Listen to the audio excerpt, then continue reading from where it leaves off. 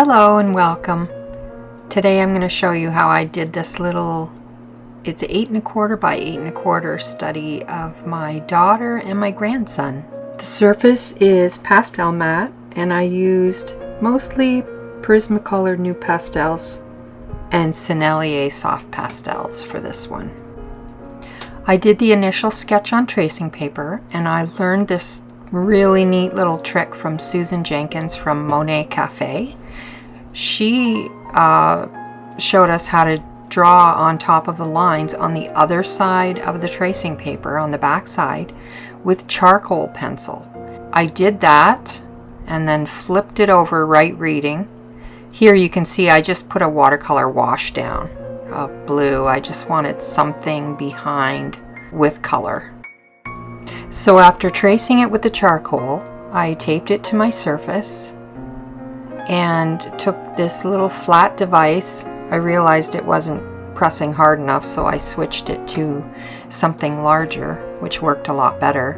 And you just go over the sketch and press hard, and this is what it looked like.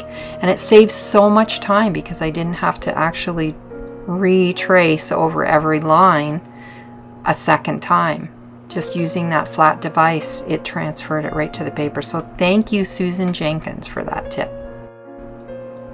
Here I'm just laying down the initial layers, and I'm using Prismacolor Nupastels. They're a harder pastel, so they don't fill up the tooth of the paper as quickly as the really soft pastels like Sennelier. And so I'm just laying in tonal values, basically. The darks and the mediums. I try and do the darks first and then work my way up. So you can see the blue coming through the pastel, but it won't be that way once the pastels start blending, and once we build up more layers they will kind of blend themselves, so it won't look like that. We just have to trust the process. And I have to keep telling myself that because initially it never looks good. So I keep going, and it works if you trust the process.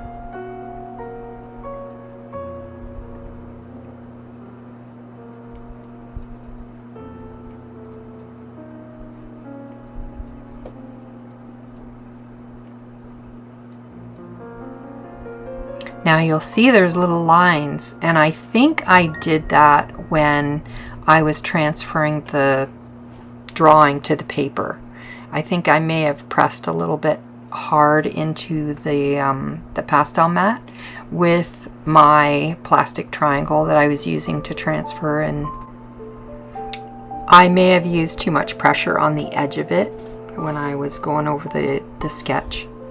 But you can fill those in as I did here. I just took the Prismacolor and filled in those lines, and they do cover pretty well.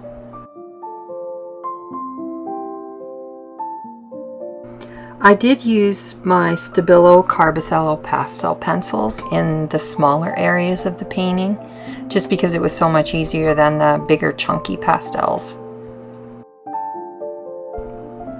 So for the initial layers, I'm using a really light touch and just adding pastel on top of the layers.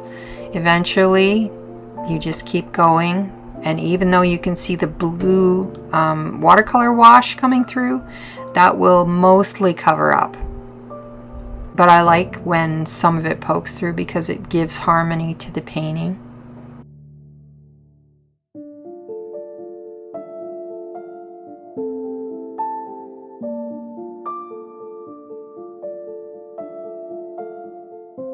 This is a little blending tool that I got off of Amazon. They're pretty cheap, and it's got a very soft foam tip, and so I was just kind of rubbing the pastel into the paper just so I could get more layers. Here I'm using the Sennelier soft pastels. They blend really nicely, and they're nice and soft and creamy.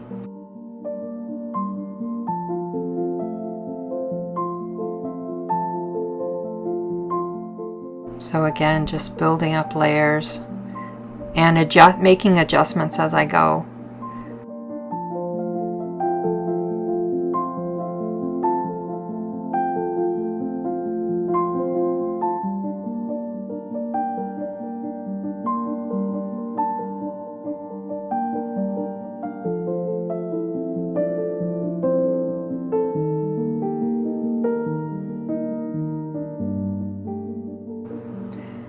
The Nupastels work really well for adding finer details like hair or stems or grass because they're a harder pastel, so you can get finer lines with them. Whereas if I was using a softer pastel, the lines would be chunkier looking.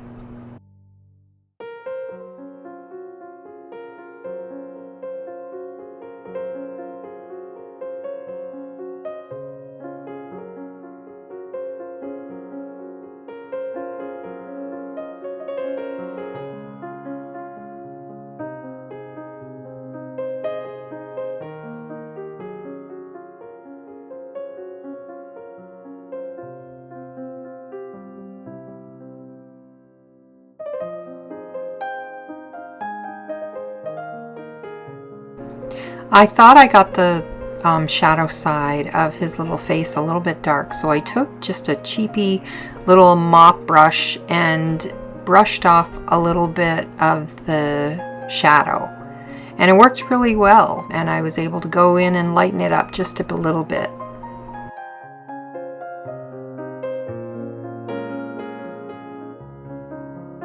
You'll notice a little bit of a crazy wonky shadow. I was working upstairs in my studio. We had a few really hot days and it was so hot up there, so I moved my easel downstairs and the lighting's not so good here, but I did fix the lighting eventually. Sorry about that.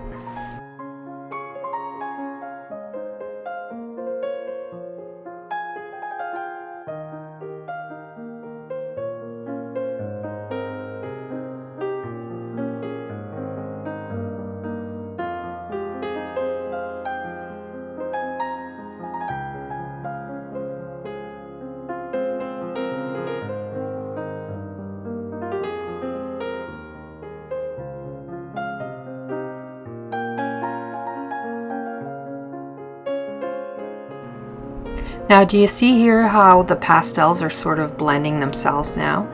It gets to a point where you have enough layers and you don't have to blend the pastels with your finger or anything else. They blend themselves, and I really prefer the look of that.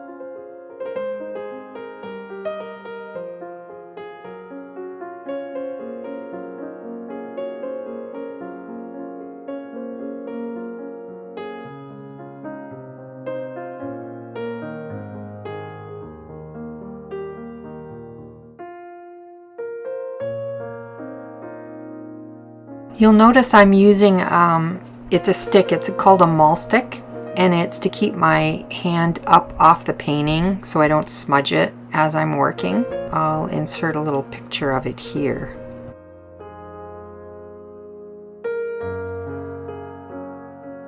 And now I'm just doing the final little finishing touches that make all the difference to me in the painting.